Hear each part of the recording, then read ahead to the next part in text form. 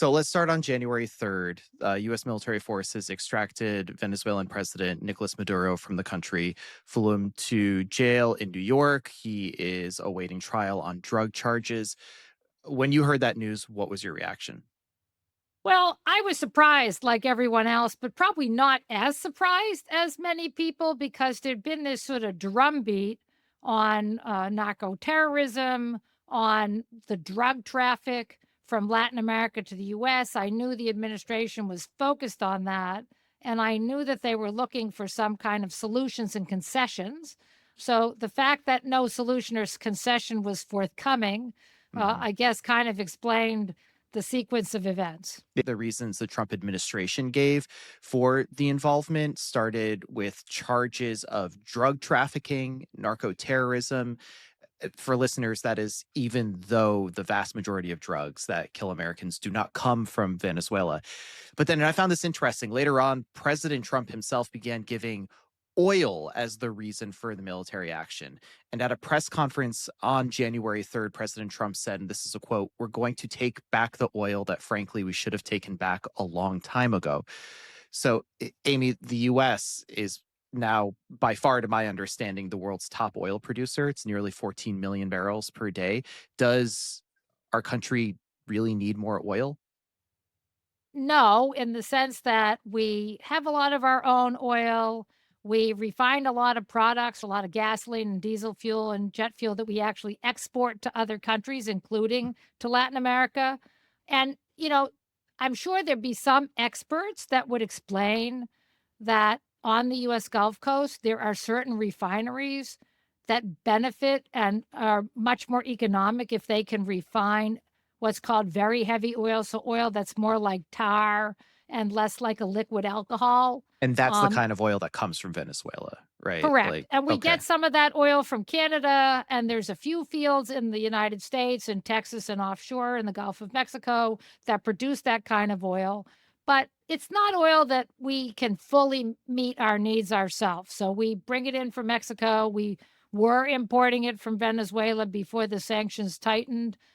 We buy that oil and pipe it down from Canada, which was very controversial with environmentalists in the United States. You're saying that Um, there are some folks out there that would say, hey, these refineries on the coast would benefit from the kind of oil we're getting from Venezuela. Uh, but Correct. generally, you're saying it's not a significant demand right now that we have for oil that we would need from Venezuela. It's not like we're back in the 1970s where a vast majority of the oil we're refining is coming from someplace else. We have Okay. a lot of domestic production today that can be refined here in the United States. Okay, so that's great context because in my mind, I'm trying to figure this out. If the claim from the administration is that it's about drugs, but that's a hard case to make. And then if the claim from the president himself is that it's about oil, but what I'm hearing you say is that's also kind of a hard case to make, then what is this military intervention in your mind really about?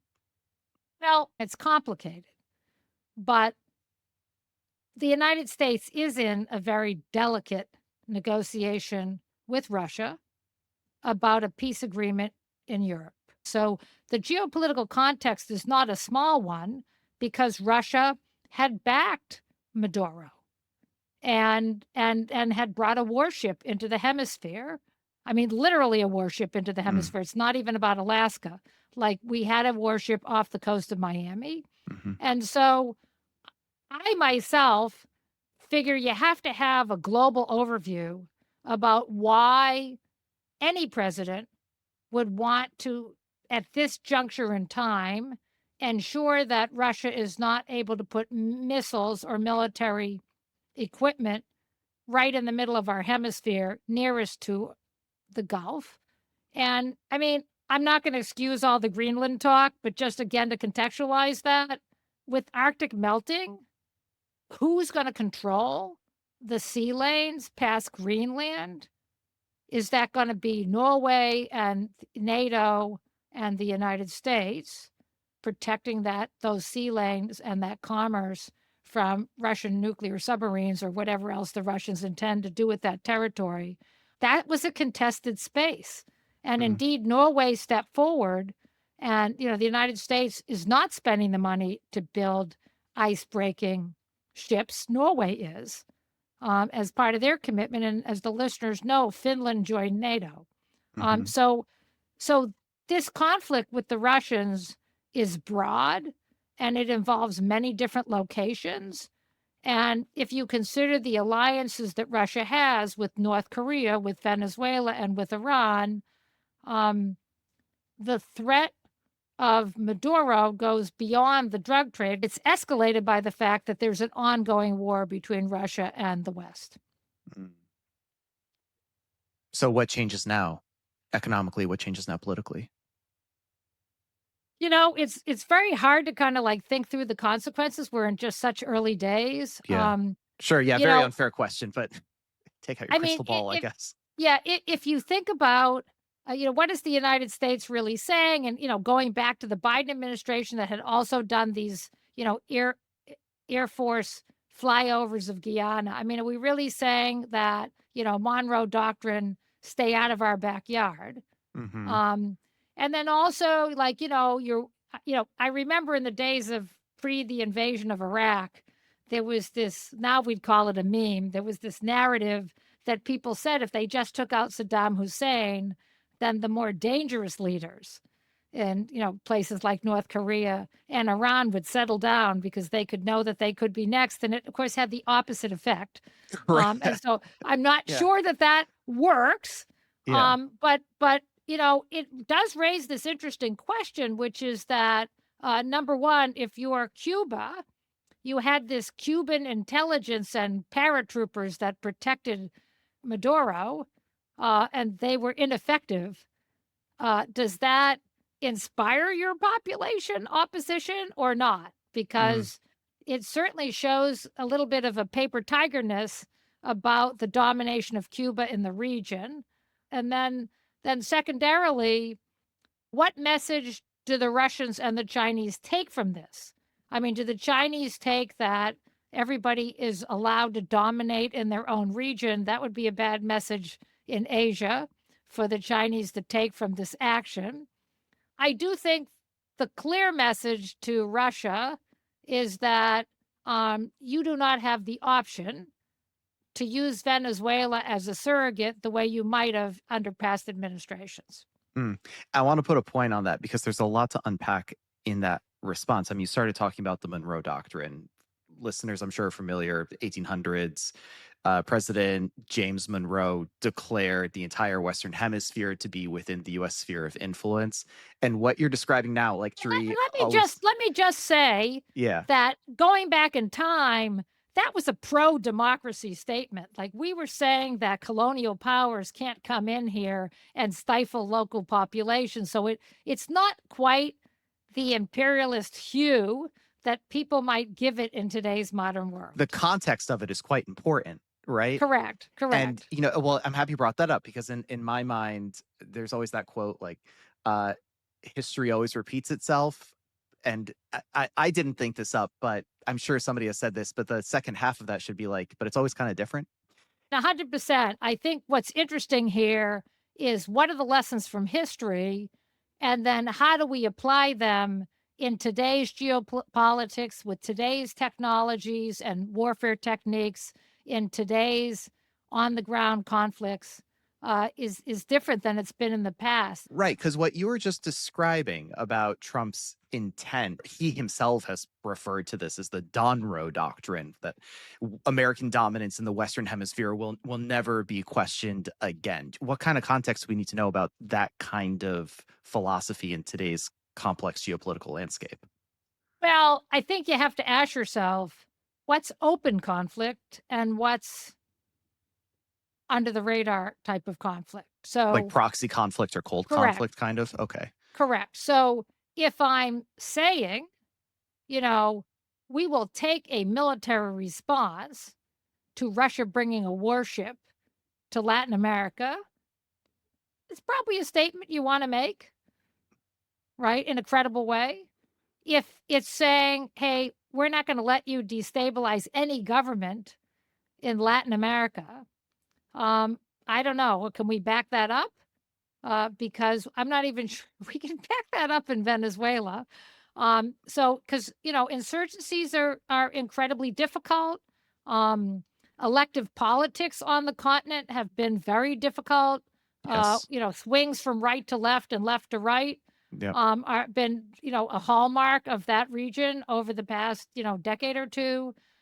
So I think it's hard to navigate exactly how the Monroe or Donroe Doctrine will manifest itself over a longer period of time. And this is a pretty intellectual conversation we're having right now, like trying to map Yes. out geopolitical manifestations. I think for listeners, some people might be thinking, okay, even with all this said, it will take a long time to see any impact from this in the price per gallon of gas, for instance. So just thinking about all those people like driving right now, listening to this, maybe think about why do I care about this? Why should the average American care about what the US does in Venezuela? Well, I mean, again, let's start with the geopolitical part. If you lived in Miami and you got up in the morning to go to the beach with your 2-year-old and you saw a Russian warship, that's disturbing. Yeah. So, you would want to send the Russians a signal that they can't do that. Hmm. The oil market is notoriously difficult to influence. The president probably did a better job getting oil prices and gasoline prices to go down by being friendly to some of the big countries that produce oil and export it around the world and winking at them and saying, hey, we need a lower oil price for the global economy right now. Inflation is a problem for everyone. And by the way, I really care about that, which he did. And they were amenable. Mm. OPEC in meetings since Trump has taken office, they put more oil into the market, and that has helped consumers at the pump. Going forward, oil is a very fungible commodity. And so, if we have a little bit more oil from Venezuela or a little bit less, given how much oil is being produced today, and given where demand is with tariffs and the global economy, uh, I'm not sure Venezuela is like a really critical part of that equation. Sounds like that. Yeah. And what I would tell people is, when they ask me, try not to talk a lot about oil because I'm trying to focus on clean tech and Mm. other policies right now But it for keeps my coming work. back. It It's keeps it's coming like back to it's you. like a bad meal. Like I just can't get rid of that oil knowledge.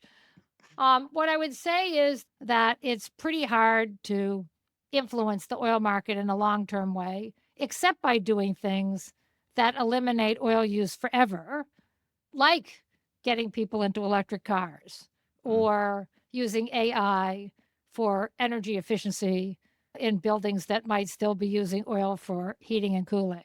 Yeah.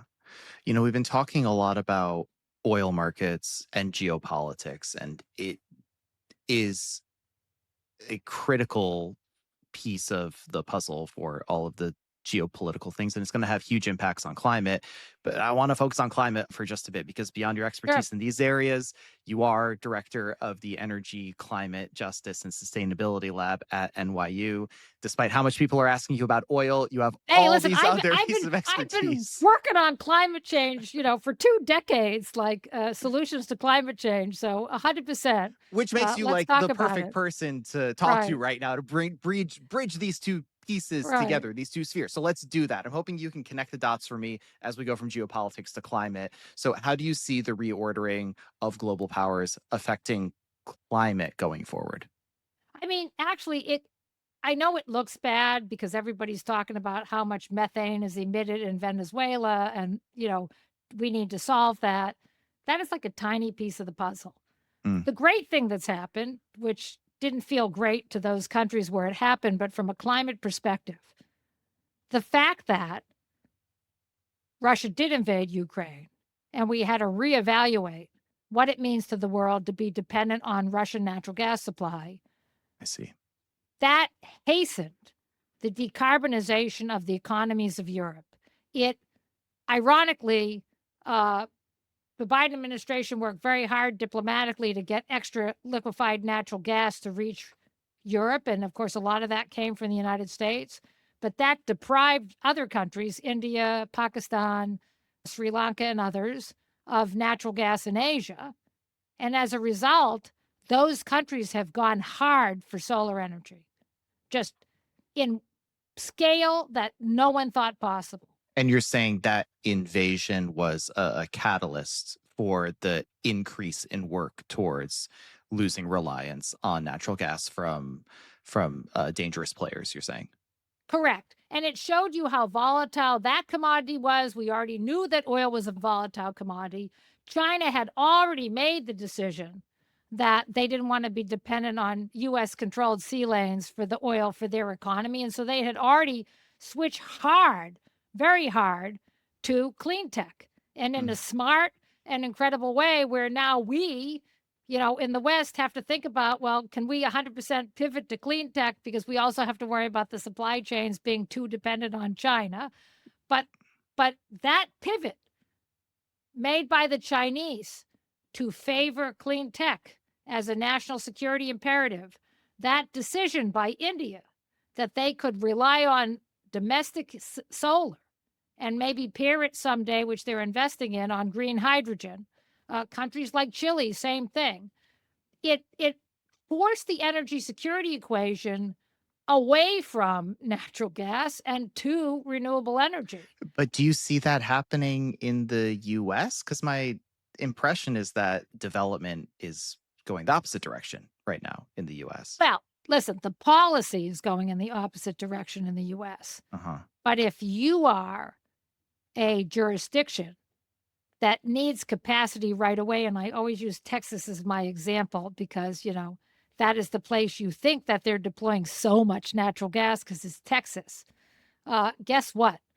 They have deployed a giant amount of batteries to solve their electricity reliability problems there. Mm.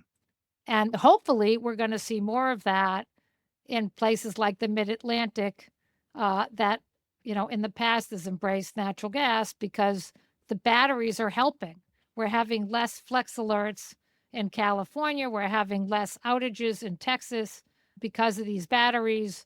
The truth is, solar and batteries are faster to install than natural gas, which you have to build the plant and you have to buy all the equipment for the plant. And there's a backlog of orders for those turbines and all the equipment that goes with that too. What I hear you say from your previous point, these actions on a global scale in terms of climate may actually be reinforcing the need to remove jurisdictions from natural gas and investing even more heavily into clean tech. I think that when the dust settles, the takeaway is national security is pressing. So there might be a country out there for which that means coal is a lingering solution. Uh huh. Uh, but we're seeing countries embrace renewables as a solution. And the United States has taken away a lot of the incentives to switch, and that might slow it down here. But ultimately, in the end, if China were to sell their very inexpensive, unbelievably sleek 5-minute charging EVs to Mexico, and Mexican buyers don't import American cars or buy American cars being produced in Mexico, did that help us? Because the Chinese cars are coming. Mm. These other cars are coming. And as a nation, we should be locking down on advanced battery EV technology like solid state batteries, which could wipe the Chinese out if we could crack that puzzle because they're going to be much better and much more effective than the lithium ion batteries that are being used today. Like we need to leapfrog and win. And that takes a national effort. And so, my fear is that we're going to have an own goal. We're moving in the wrong direction. But the reality is, countries are realizing that renewable energy is a domestic resource that they can control. Mm. So we really need to be focused on clean tech, not only from the climate point of view, which should be top priority, but also just from an economic competitiveness point of view. I mean, that is where the market's going to go because that's going to meet countries' needs. Amy Myers Jaffe is director of the Energy, Climate Justice, and Sustainability Lab at New York University. Amy, thanks so much for joining us. Thank you for having me.